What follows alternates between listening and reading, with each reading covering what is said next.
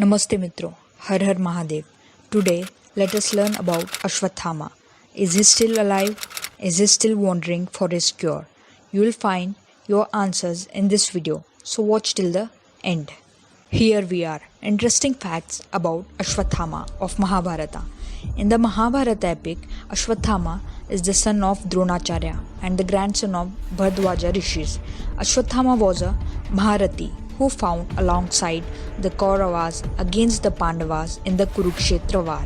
He became a Chiranjeevi, which means immortal, because of the curse given to him by Sri Krishna. Ashwathama is one of the Ashta Chiranjeevi, 8 immortals in Hindu Dharma.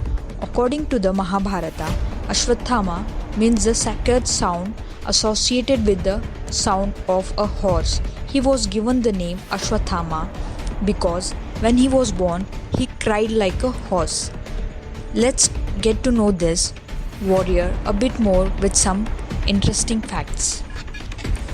Ashwathama is the son of Dronacharya and Kripa. Drona did Vrata for years to please Lord Shiva to have a son who has the same courage as Lord Shiva. According to Shiv Purana, Ashwathama is an avatar of Lord Shiva himself.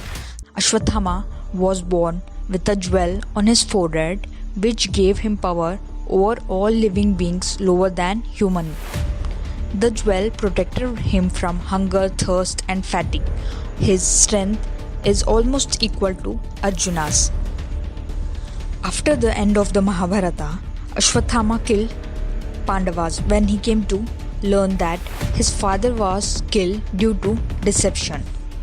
The biggest mistake was that Ashwathama used the Brahmastra and killed Abhimanyu's wife Uttara and his child Parishta in her womb itself.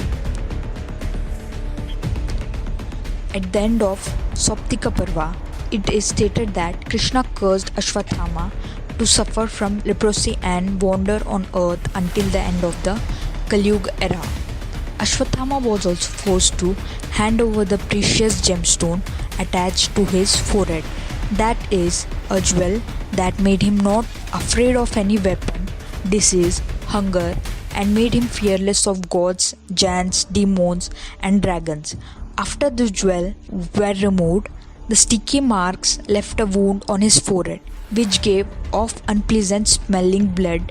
That wound never stopped flowing until the end of the Kali Yuga. It is believed that in the Kali Yuga, his name will be Suryakanta. Therefore, Ashwathama will be looking for death at all times. Yet, he will never die.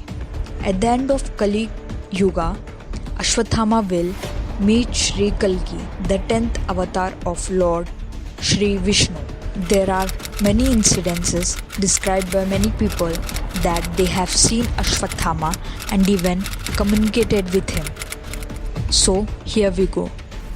A newspaper article spanning over a decade spoke of a retired railway employee during his wanderings in the jungle of Navsari, which is in Gujarat.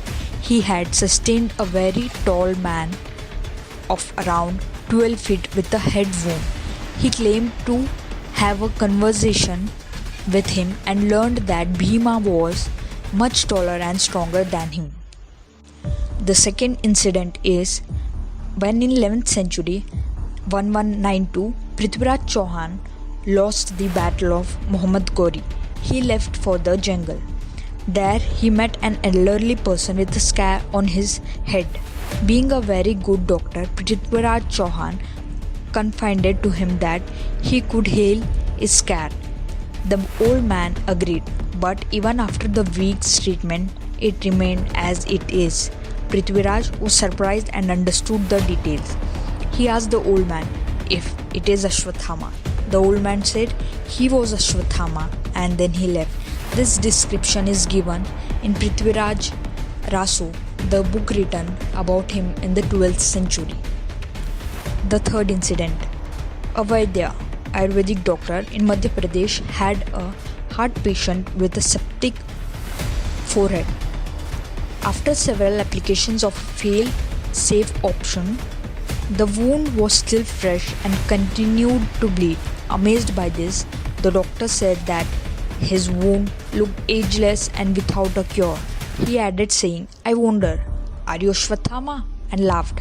When he turned to apply the next snap, he found that the patient's seat was empty.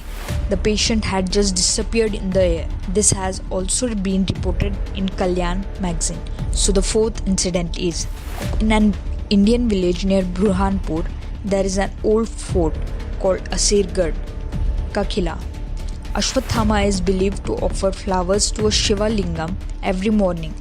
This also came up briefly on some news channels. Here's the fifth incident. Some yogis like Pilot Baba also mentioned their meeting and conversation with Ashwathama, who lived among the tribes in foothills of the Himalayas.